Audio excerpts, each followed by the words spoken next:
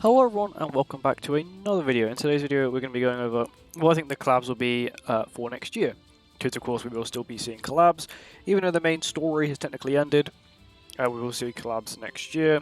We will see 3, possibly 4 this year. We saw 4 technically, including the Maeve collaboration, which was not really a collab as they didn't really count it as a collab. It was, I don't think it was summonable. You couldn't summon with diamonds on it. It was just something that you were given for free. I don't really remember much about that banner, to be honest, but you may have been able to 6-6 her. I don't really remember. I got a 4-6 though, which was kind of insane. I get like 10 free multis, I got a 4-6, which is, you know, that's just how the game works, I guess. Whenever I don't want a character, I get them.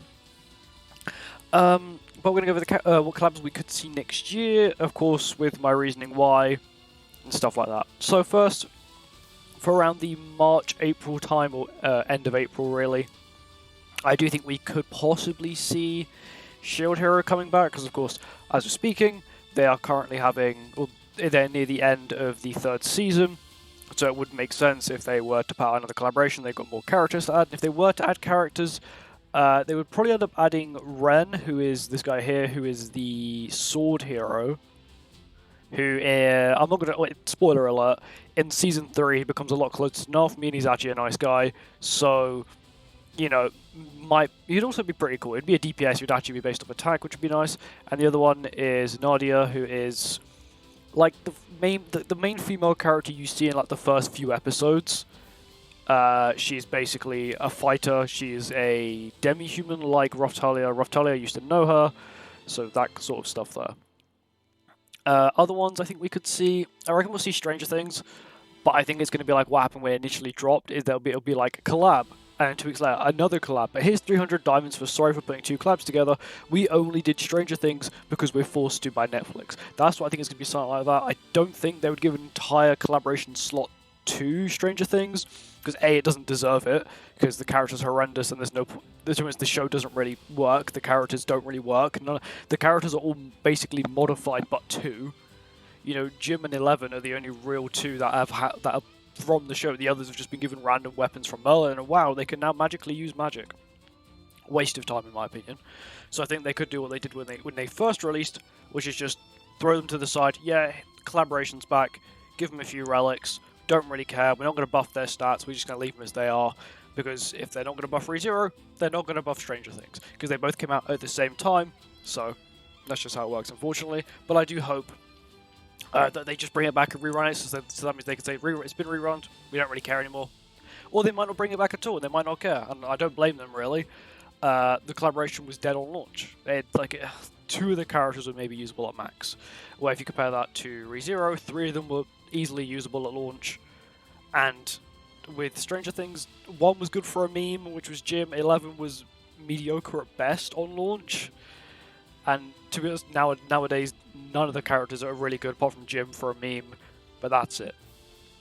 I do think we could also see ReZero again, because of course ReZero, very popular collab. Also, I do think it's getting another season next year. I'm not sure when, but I'm pretty sure next year it's getting another season. But they do have a history of splitting their seasons and leaving quite large gaps between them, so of course, you never know, we might not even see it. Jobless Reincarnated, of course, is another one that is on the sort of table of things that could be brought back, because Jobless Reincarnated, I think the 3rd season, or the 2nd season, whatever you want to call it, the latest section of episodes, I think has just come out, so of course, once again, they could end up dropping that. But I do think that if they are going to drop Jobless, it'll be at the end of the year.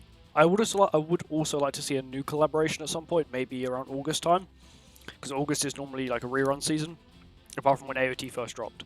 So it went from AOT first drop, ReZero rerun, AOT rerun. I would like to see a new collaboration there. That would be cool. I don't know, just they could either try and finish the Isekai Quartet sort of circle by either going for Tanya the Evil or Konosuba, or they could go down the route of just going Eminence in Shadow, Fairy Tail, Eden Zero, you know, all these other. They could literally go down any route. But I think they're probably more likely to collaborate with games that already, or shows that already have some sort of game to it. So, or gacha game maybe. I think they're more lean towards that. Because I know Overlord has a game, I'm pretty sure. ReZero, I think, has a JP game.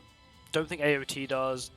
Don't think Shield Hero doesn't. I don't think Jobless Reincarnated does either. Of course, KOF has the Netmarble owns the KOF game, so it's completely different. But I would like to see a new collab. Eminence would be nice, just because I think it suits it very well.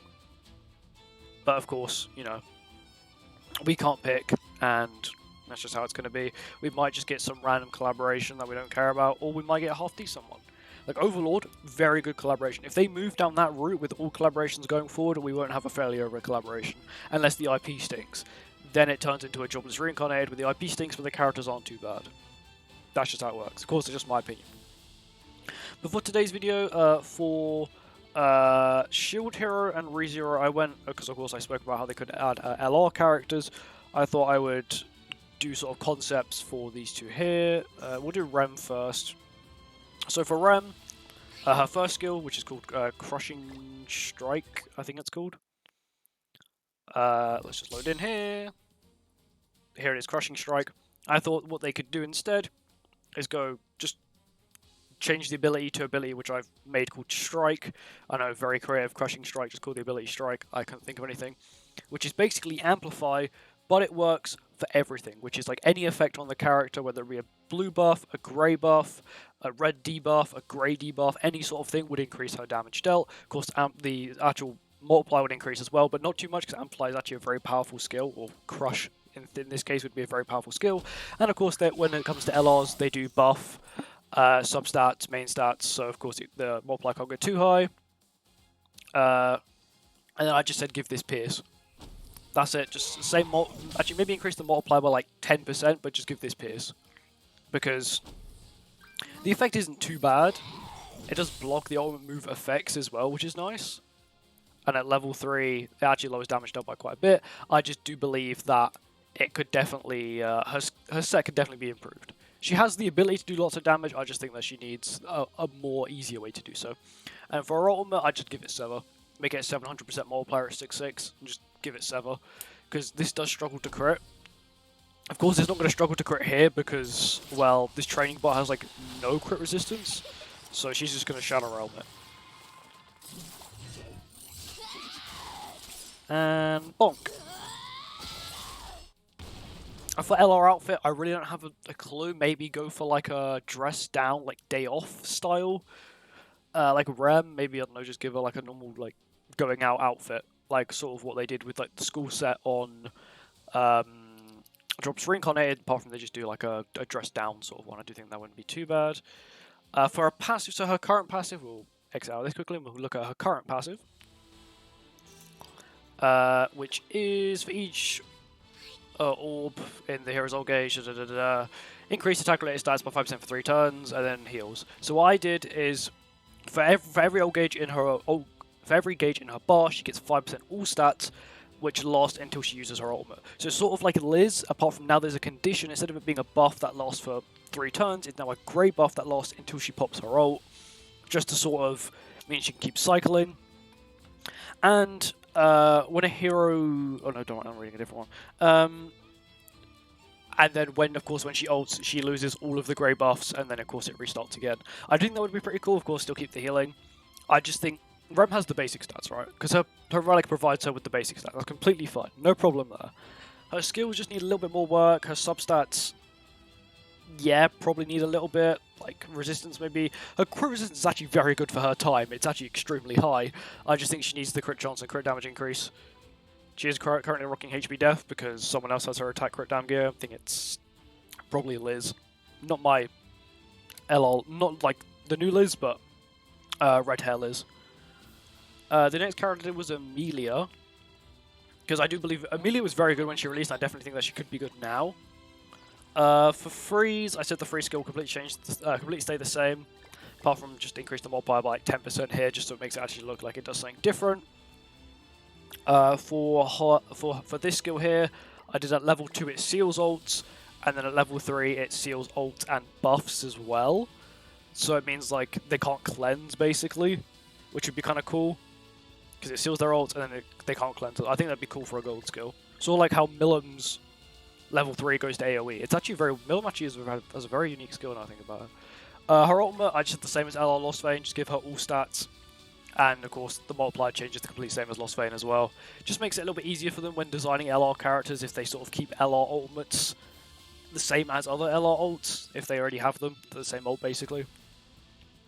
And then for a passive is actually really bad. It doesn't really provide her with anything apart from the freeze, which isn't really that good. So I did passive, which would be increased basic stats by 10% per applicable ally on the battlefield, which is either collab or unknown. When the hero takes damage from the enemies, from an enemy's attack, lower the enemy's damage dealt by 5% for 1 turn. What that is, that's basically the same debuff that Rectamiel gives with his buff. Sort of thing with his buff skill. When they attack him when he has the buff, your entire team gets it. So it'd be sort of the same thing, but it's only 5%. I'm pretty sure Rectamiel is like 3%. But I think that would just be pretty cool, which means she can tank a little bit better. Plus also the basic stat, she does kind of need it. Also I put in here at the end that she is unable to break her own freeze from using a skill. That means her relic is actually useful. She can't break her relic using her own freeze, which is nice. I do think that would be cool. Just saves her from breaking her own freeze and then completely screwing herself over. Because her relic isn't really that good. The other collab I did was Shield Hero because, yeah, why not? Also for the outfit for Amelia, they could just go with like a one where she got like a cloak on when they're at the candidate place. When Amelia is trying to get like royalty or whatever the bloody hell it is. I don't really know. I haven't watched. I also watched ReZero was when the final season, or the most recent season came out, which was a very long time ago. So for Naofumi, for his stance, I just said they increase his defense by an extra 5%, and they give him 5% also HP-related stats as well. So Rectamiel makes him heal a little bit more, and it'd go up another 5% here, and it'd be 10% HP, and then another 5%, and then 15% HP-related stats. I just think that would help him tank a little bit better, because that's really all what Naofumi is a tank. For his AoE skill, I should give it Pierce. Like, he doesn't have high crit chance. Sure, you don't have to give him really high crit chance, but just give him like Pierce, then make it so he can still do quite a bit of damage. For his ultimate, I did so it gives them a damage. It gives the enemies damage increase taken, sort of like how LR Margaret's ult works, as well as the all stat lower as well. So he's able to do a lot of damage. It also means he can counteract against goddesses as well, and of course that would then scale the same. So it'd be 30% all stat lower, as well as 30% increased damage taken. I do think that would work pretty well with Naofumi. Of course, his ultimate is single target, which means it's not going to be completely busted AoE wiping sort of thing. For his passive, I went with, because of course his passive is actually quite good as it is, so I didn't want to give it too much. So I just did, when Naofumi does not have a stance applied, all allies gain a shield equal to 150% of Naofumi's defense. And then this is the second part. For each ally on the battlefield that dies, the hero gains 30% extra pierce rate and 10% extra defense. So what this would do means that when Naofumi's on the field by himself, he can become sort of a one-man hero, and the effect he would get would be called Rage, and he would get 3 Rage stacks. Yes, his ability is called Wrath, but I think he'd get Rage and Wrath. So for every ally that dies, he gets a Rage stack, and then of course he has his normal Wrath stacks every time every time he gets hit anyway, just to sort of make it a little bit more, make him quite like terrifying to leave solo, so you really have to get rid of him first. That means you have to attack him, because nowadays with the meta it's just like ult rush, ult rush, ult rush, or high dupes and you just ult rush with Mael, or you know, you stall with Albedo because she's so goddamn strong. And we've got Talia. So Talia also has the same problem with Naofumi, is that she has really low crit chance of crit damage. Hopefully if they do give these characters an LR, they will think, okay, gotta increase their attack related stats. So what I think they could do is, if they really didn't want to give them high crit chance, just give them really high crit damage. And what they can then do for this skill is give it cleave. Because it has flood, you give it flood and cleave. Yes, that would be extremely powerful, but it can't crit. So that's the downside, can't crit. And then for her service skill, give it weak point. So that means if it doesn't crit, at least you're still doing half decent damage. It just really just fixes her problem about the fact that she can't crit, because her critting is what she really wants of this skill, and she doesn't crit, so just give her a weak point. Yeah, the multiplier would be insanely high, but the only way she's going to be critting is if they have extremely low crit resistance, which like no character has really low crit resistance now. Her ultimate, I said give Sever, just make her crit. That's what you really want, big numbers. She doesn't have the highest crit, she has horrible crit defense, yeah. Her substats will definitely need to be a little bit boosted. Her crit chance, you think, oh, it's not bad. I'm running like full crit chance rolls on her. Yeah, she's getting 40% extra, yeah. She's got like 48, 45, like 47% crit chance. And then for her passive, for each applicable ally on the battlefield, the hero gains 10% extra defense-related stats. And that is Speed Heroes, Unknown, and Collabs. So what this would do is, her passive is actually quite good the way it is. And her relic actually is quite good as well. So I just thought, instead of going down the route of, oh, give herself like all stats, or like any sort of like thing like that, I should just give her, she just needs more attack really. And her attack is defense. So just give her more defense-related stats per applicable ally. And I just thought that would work very well. It would kind of fix her defense-related stat low problem. Also make her quite tanky, because she is a little squishy.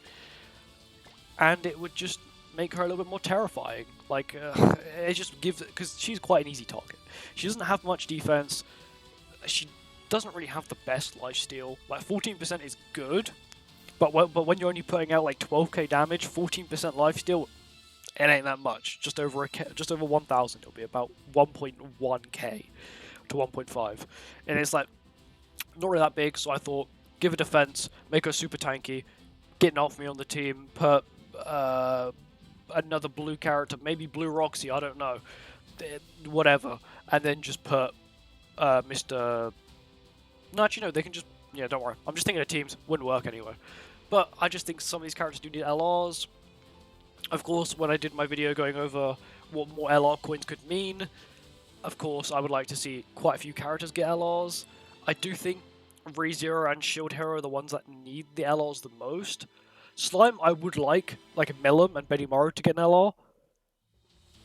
But I think, of course, it's all a game of luck what collab we get. I do think we will be seeing LR collabs, especially with today the JP patch notes for the next final boss came out, and they're giving out 20 LR coins from that as well, which basically means every event is now going to give you LR coins. Every boss event, every event is basically going to give you LR coins, which means they're going to make them a lot more common. There's no way they would make LR coins. They wouldn't make this many LR coins if there was literally going to be nothing to spend it on. There's going to be a lot of stuff to spend it on, which gives me higher hopes that collaboration LRs are not cope, and it's probably going to end up being a thing. I do think it could be in a way like used to replace a character, so they make only one new character and one LR, which I wouldn't like to see, but in theory they could do it. It would lower the workload, but I would like to see 2 new characters, 2 new LRs, and you're basically making 4 new characters, which is a lot of content to the game, and can change up the meta quite a bit.